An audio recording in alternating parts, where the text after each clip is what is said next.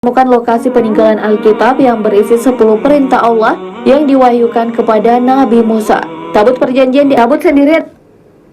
Ini kitab tabut perjanjian ini gue belum pernah dengar sih sebelumnya. Apakah benar Nabi Sulaiman diturunkan di Indonesia? Penasaran kan? Jika kita melihat sejarah Candi Borobudur dilansir merupakan peninggalan Nabi Sulaiman alaihissalam. Negeri Saba yang disebutkan di dalam Al-Quran di Indonesia, katanya di Indonesia, dan itu di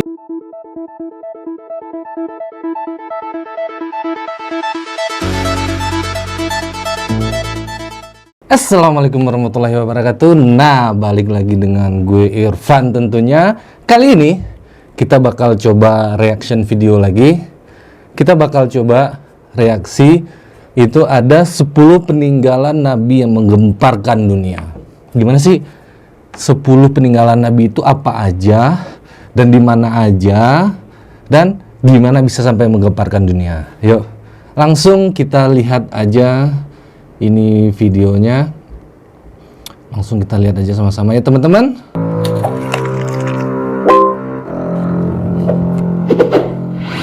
Assalamualaikum warahmatullahi wabarakatuh.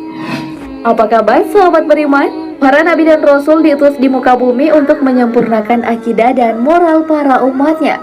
Namun kompilasi para nabi tersebut telah berlalu. Beberapa temuan yang ditemukan mengungkapkan para nabi meninggalkan jejak sejarah melalui barang-barang peninggalan mereka yang masih ada hingga saat ini.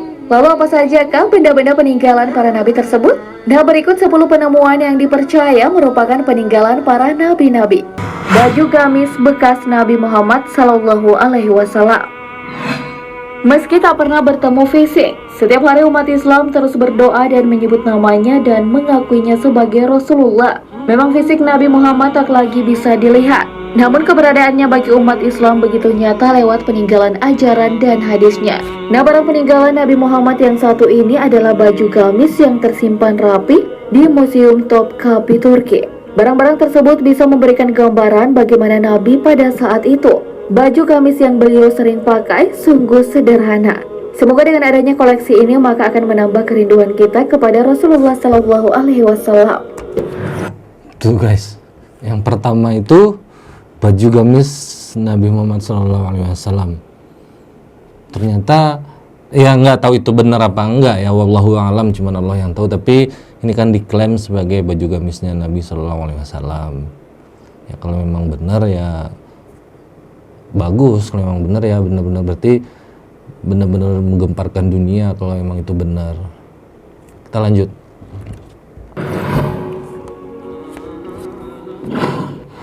Telapak kaki Nabi Muhammad Sallallahu Alaihi Wasallam yang tercetak batu. Sahabat beriman, Nabi Muhammad Sallallahu Alaihi Wasallam merupakan seorang nabi dan rasul terakhir bagi umat muslim. Nabi Muhammad adalah manusia paling mulia di muka bumi ini. Ia diutus oleh Allah Subhanahu wa taala untuk menyetujui agama Islam. Menurut hadis riwayat Imam Ibnu Ishaq dari Sayyidina Ibnu Abbas, Rasulullah dilahirkan di Mekah pada malam yang tenang di hari Senin 12 Rabiul Awal tahun Gajah dan meninggal di Madinah pada 8 Juni 632 Masehi. Nah, hingga akhir zaman Rasulullah selalu dikenang dengan banyaknya penemuan-penemuan barang peninggalan Nabi Muhammad disimpan di Istana Topkapi, Istanbul, Turki. Salah satunya telapak kaki Nabi Muhammad Sallallahu Alaihi Wasallam. Ini telapak kaki Nabi Muhammad gede juga ya guys ya. Baru tahu nih. Oh, itu kan ternyata manusia itu dari zaman Nabi Adam sampai ke saat kita sekarang itu makin lama makin mengecil. Kalau nggak salah Nabi Adam itu tingginya 24 hasta, 42 hasta gitu. Jadi kalau nggak salah 24 meter ke langit. Nah, makin kesini tuh manusia makin kecil. Nah, kan Nabi Muhammad udah jauh juga nih dari kita. Berarti ukuran fisik Nabi Muhammad mungkin lebih besar dari kita guys, daripada kita umatnya. Soalnya kita lihat dari telapak kakinya aja lebih besar dari telapak kaki orang pada umumnya pada zaman sekarang. Kaki kanan itu tercetak saat peristiwa Mi'raj, sedangkan telapak kaki kirinya tersimpan di Masjid Al-Aqsa. Buat Anda sahabat beriman yang lagi ke Turki dan Yerusalem, sempatnya melihat peninggalan sejarah Nabi kita? Ini kayaknya suatu saat kita harus ke Turki nih. Kalau ada rezeki, kalau ada waktu, kalau ada umur panjang, kita harus main-main ke Turki. Karena di Turki itu banyak banget peninggalan-peninggalan sejarah Islam. Contohnya tadi peninggalan jubah Nabi Muhammad SAW di Turki, telapak kaki Nabi Muhammad di Turki. Nah, jadi daripada ke Eropa, mending ke Turki atau ke Arab sekalian. Ya nggak?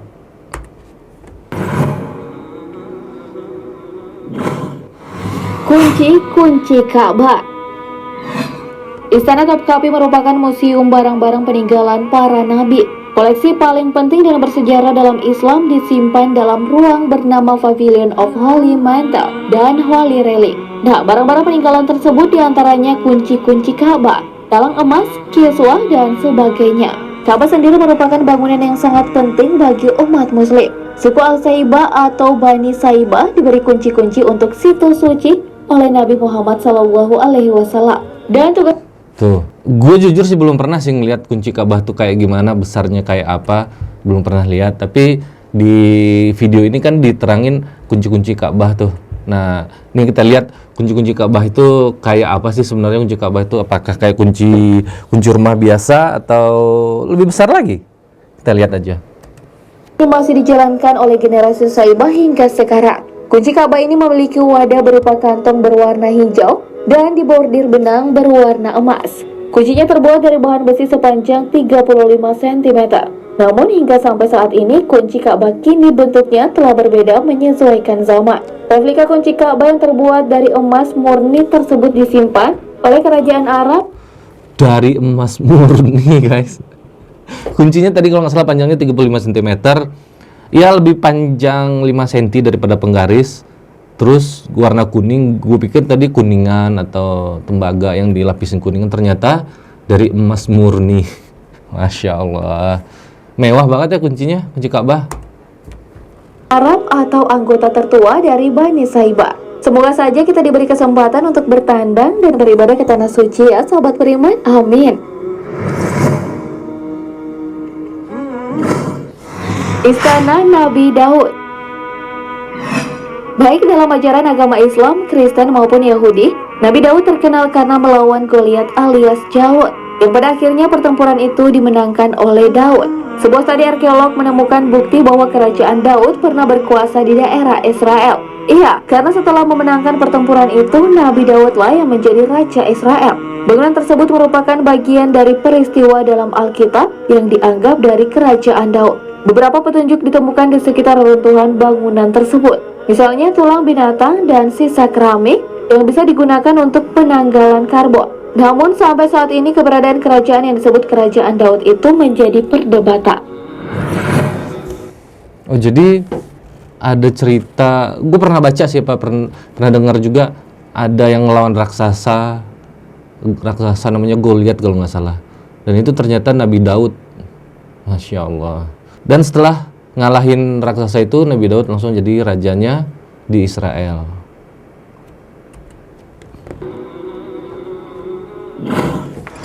Tongkat Nabi Musa alaihissalam. Sahabat beriman, dalam kisah Nabi Musa alaihissalam kita mengetahui bahwa Allah Subhanahu wa taala memberikan mukjizat kepada beliau sebilah tongkat kayu. Melalui tongkat inilah Nabi Musa mengalahkan Fir'aun hingga membelah Laut Merah menjadi jalanan sehingga bisa dilewati oleh umat Bani Israel. Keberadaan tongkat tersebut tidak hanya mengundang rasa penasaran bagi umat Islam, tapi juga dari kalangan pemeluk Nasrani dan Yahudi. Sahabat beriman bisa bayangkan sendiri bila di tangan kalian ada tongkatnya Nabi Musa.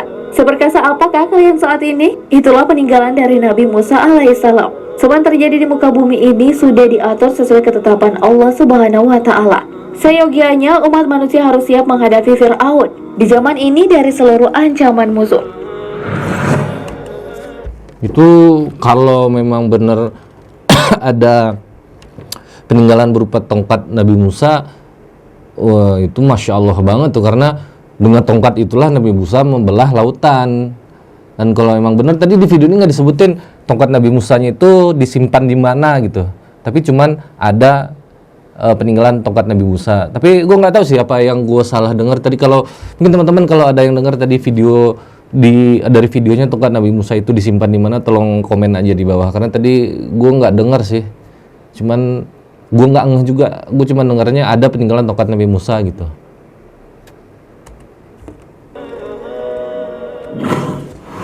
Penemuan kapal Nabi Nuh. Nah, kalau penemuan kapal Nabi Nuh ini, gue pernah baca juga, gue pernah ngeliat videonya juga. Kalau bahwasanya ada peneliti-peneliti yang menemukan kayak bukit gitu, bukit besar, terus setelah dikali lagi ternyata ditemukan kayu-kayu yang umurnya ribuan tahun, dan setelah difoto dari udara dari atas berbentuk kapal, guys. Nah, itu diklaim sebagai kapalnya Nabi Nuh yang dulu. Nggak tahu nih, kalau di ini kita lihat aja di video ini. Nabi Nuh dalam agama Islam adalah nabi ketiga sesudah Adam dan Idris, yang merupakan keturunan 9 dari Adam. Nuh diangkat menjadi nabi sekitar tahun 3650 sebelum Masehi. Nabi Nuh adalah seorang rasul yang diceritakan dalam Taurat, Alkitab, dan Al-Quran. Adapun peninggalan beliau adalah penemuan kapalnya. Sisa-sisa perahu Nabi Nuh ditemukan di ketinggian 13.000 kaki. Ini nih, yang di gambar ini, yang pernah gue lihat videonya, dan gue pernah baca juga. Gambarnya persis kayak begini nih, ditemukan di atas bukit, terus setelah digali, ada kayu-kayu yang berumur ribuan tahun, terus difoto dari udara, ternyata bukit itu membentuk kayak perahu atau kayak kapal gitu.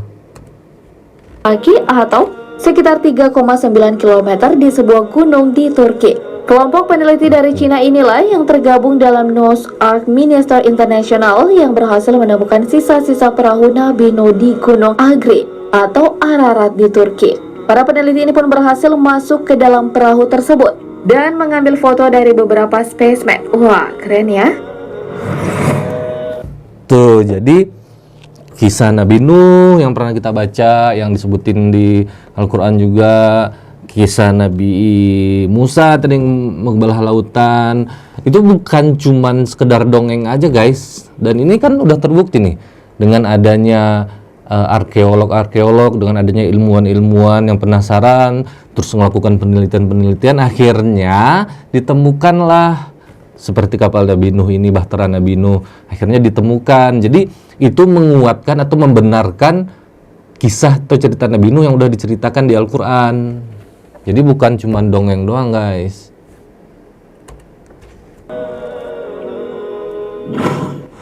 Tabut Perjanjian Nabi Musa alaihissalam. Institut Pencarian Arkeolog Alkitab atau BASE yang berbasis di Amerika Serikat mengumumkan bahwa penelitiannya diduga telah menemukan lokasi peninggalan Alkitab yang berisi 10 perintah Allah yang diwahyukan kepada Nabi Musa. Tabut Perjanjian dianggap oleh beberapa pihak sebagai misteri terbesar dari semua harta yang tersembunyi. Menurut para arkeolog BASE, kitab Tabut Perjanjian itu pertama dikirim ke Mesir, lalu kemudian dibawa ke Ethiopia. Tabut sendiri... Ini kitab Tabut Perjanjian ini gue belum pernah dengar sih sebelumnya. Jujur, baru pertama ini nih, baru dari video ini gue baru tahu ternyata ada kitab Tabut Perjanjian. Nabi apa tadi coba? Sendiri adalah sebuah peti yang dibuat oleh pengrajin dari Bezalel. Bentuknya terbuat dari kayu akasia dan dilapisi oleh emas, dan katanya siapapun yang berhasil menemukan tabut tersebut, maka keagungan dan kejayaan mereka akan kembali dan dapat menguasai dunia. Coba kita back, tabut siapa Yang nih? tersembunyi 10 perintah Allah yang diwahyukan kepada Nabi Musa. Tabut Perjanjian. Oh, Tabut Perjanjian yang diwahyukan kepada Nabi Musa. Jujur gue belum pernah dengar. Perjanjian dianggap oleh beberapa pihak sebagai misteri terbesar dari semua harta yang tersembunyi. Menurut para arkeolog BASE, kitab Tabut Perjanjian itu pertama dikirim ke Mesir, lalu kemudian dibawa ke Ethiopia. Tabut sendiri adalah sebuah peti yang dibuat oleh pengrajin dari Bezalel. Bentuknya terbuat dari kayu akasia dan dilapisi oleh emas, dan katanya siapapun yang berhasil menemukan tabut tersebut, maka keagungan dan kejayaan mereka akan kembali dan dapat menguasai dunia. Oh, jadi kepercayaan mereka kalau tabut itu ditemukan, tabut kitab perjanjian itu ditemukan atau siapa yang menemukan, itu akan mengembalikan kejayaan manusia atau bisa memberikan kejayaan buat penemunya kali ya, guys ya. Gitu kali ya. Iya kali ya. Kita lanjut aja. Penemuan bagian kereta Raja Fir'aun di Laut Merah. Kisah mengenai mujizat Nabi Musa yang membelah Laut Merah dengan tongkatnya untuk menghindari kerajaan Fir'aun dan bala tentaranya tentu sudah tak asing lagi di telinga kita. Seorang arkeolog bernama Ron Wyatt pada akhir tahun 1998 menyatakan bahwa dirinya telah menemukan beberapa bangkai roda kereta tempur kuno di dasar Laut Merah. Menurutnya mungkin ini merupakan bangkai kereta tempur Fir'aun yang tenggelam di Lautan Merah ketika mengejar Nabi Musa bersama para pengikutnya. Selain menemukan bangkai roda kereta tempur, Wyatt juga menemukan beberapa tulang manusia dan tulang kuda di tempat yang sama. Penemuan ini memperkuat bukti adanya dugaan bahwa sisa-sisa tulang tersebut merupakan bagian dari kerangka para tentara Fir'aun yang tenggelam di Laut Merah, dan tulang tersebut dilansir berusia sekitar 3.500 tahun silam. Kereta 3.500 tahun silam, guys. Berarti ini penemuan ini menguatkan lagi kisah Nabi Musa, guys. Karena penemuan bagian-bagian kereta perangnya Fir'aun di dalam dasar lautan, di dasar Laut Merah, yang dimana ya Laut Merah itulah yang dibelah Nabi Musa dengan tongkatnya. Seperti cerita yang kita ketahui, Nabi Musa masuk dengan pengikutnya lari, dikejar Fir'aun dengan kereta-keretanya, terus laut yang terbelah tadi menyatu, dan di sini ditemukan bangkai kereta-kereta perang Fir'aun sekaligus dengan tulang-tulang manusia. Dan tulang-tulang manusia itu diklaim sebagai tulang-tulangnya pengikut Fir'aun, guys, yang mengejar Nabi Musa. Dan umurnya tadi kalau nggak salah 3.500 tahun, guys, umur tulang-tulang itu. Masya Allah. Satu persatu kebenaran Al-Quran mulai terbuka ya, guys, mulai terbukti satu persatu kebenaran isi Al-Quran itu. Masya Allah. kereta Fir'aun yang terlihat di dasar Laut Merah dengan posisi kereta berdiri dan tertutupi karang. Apabila karangnya dibongkar dan dilihat dari jarak dekat, maka akan terlihat jelas poros roda kereta kudanya. Benar-benar penemuan yang bersejarah. Pedang Nabi Muhammad SAW. Sahabat beriman, kalau benda berupa pedang ini merupakan senjata yang sering digunakan oleh Nabi Muhammad SAW ketika melawan musuhnya di beberapa tempat. Yang paling populer adalah perang Al-Matur, pedang yang dimiliki beliau sebelum menerima wahyu pertama. Pedang Nabi Muhammad namanya pedang Al-Matur. Pedang Al-Matur, pedang yang dipakai Nabi sebelum menerima wahyu pertama, kalau nggak salah. Coba kita ulangi lagi. Pertama di Mekah, panjangnya sekitar ketika melawan musuhnya di beberapa tempat. Yang paling populer adalah perang Al-Matur, pedang yang dimiliki beliau sebelum menerima wahyu pertama di Mekah. Panjangnya pedang Al-Matur, pedang yang dimiliki beliau sebelum menerima wahyu pertama dari Allah. Sekitar 100 cm, pegangannya terbuat dari emas berbentuk dua kepala ular. Ini merupakan pedang peninggalan beliau yang dimuseumkan di Museum Topkapi, Istanbul, Turki. Candi Borobudur peninggalan Nabi Sulaiman alaihissalam. Nah, ini nih masuk ke poin Candi Borobudur ini karena kebetulan tempatnya kan ada di Indonesia, di tempat kita. Jadi ini sempat menjadi bukan kontroversi sih, apa tepatnya apa ya? Ada yang ngeklaim ini miliknya peninggalan umat Hindu atau Buddha, dan ada yang ngeklaim bahwa itu sebenarnya peninggalan Nabi Sulaiman alaihissalam. Dan kita nggak tahu yang mana yang benar ya, guys ya. Kita cuma bisa membaca dari referensi-referensi, dari bukti-bukti sejarah. Nah, ternyata di video ini dijelaskan, yuk sama-sama kita dengar. Sebenarnya Candi Borobudur itu benar nggak sih peninggalan Nabi Sulaiman alaihissalam? Ketika Anda mendengar kalimat barusan, Anda mungkin sedikit bingung kan? Apakah benar Nabi Sulaiman diturunkan di Indonesia? Penasaran kan? Jika kita melihat sejarah, Candi Borobudur dilansir merupakan peninggalan Nabi Sulaiman alaihissalam. Kiai Haji Fahmi Bahsyah, seorang matematikawan Islam, telah menemukan fakta sejarahnya. Fahmi menyebutkan Nabi Sulaiman sendiri telah menunjukkan nama seperti orang Jawa yang diawali oleh Su. Dari 25 nabi, hanya Nabi Sulaiman yang berawalan Su. Selain itu, negeri Sabah seperti yang disebut dalam Al-Quran ada di Indonesia, yaitu Wonosobo. Bangunan yang tidak Negeri Sabah yang disebutkan di dalam Al-Quran di Indonesia, katanya di Indonesia, dan itu di Wonosobo, Sabah. Nilai sendiri aja deh guys. Yang tidak terselesaikan oleh para jin karena mengetahui Sulaiman wafat di Borobudur, terdapat bangunan yang belum tuntas. Tempat berkumpulnya Ratu Sabah dan masih banyak lagi. Tak banyak orang yang mempercayainya, wallahu a'lam, hanya Allah yang mengetahui. Sahabat beriman, seperti itulah penemuan-penemuan yang dipercaya merupakan peninggalan para nabi-nabi. Bagaimana? Tentu penemuan peninggalan sejarah para nabi tersebut membawa kesan sendiri kan? Nah benar. Jadi seperti itulah peninggalan-peninggalan para nabi yang ditemukan. Nah jadi terserah ke teman-teman menilainya gimana, benar itu benar apa enggaknya, kembali lagi ke penilaian masing-masing. Itu kan tadi udah disebutin tuh bukti-buktinya, mulai dari jubahnya Nabi Muhammad SAW, telapak kakinya Nabi SAW, tongkatnya Nabi Musa, terus bekas kereta perang sama tulang belulangnya Fir'aun yang ditemukan di dasar Laut Merah, terus tadi ada pedang Nabi Muhammad SAW juga, dan yang terakhir itu Candi Borobudur yang tentunya berada di Indonesia. Jadi kesimpulannya dikembalikan kepada teman-teman semuanya. Semoga video ini bermanfaat dan menambah wawasan teman-teman bagi yang belum tahu atau belum pernah mendengar kisah-kisah ini. Kalau yang udah pernah, mungkin bisa mengingatkan kembali, merefresh ingatannya kembali. Semoga video ini bermanfaat. Kita ketemu lagi di reaksi-reaksi berikutnya.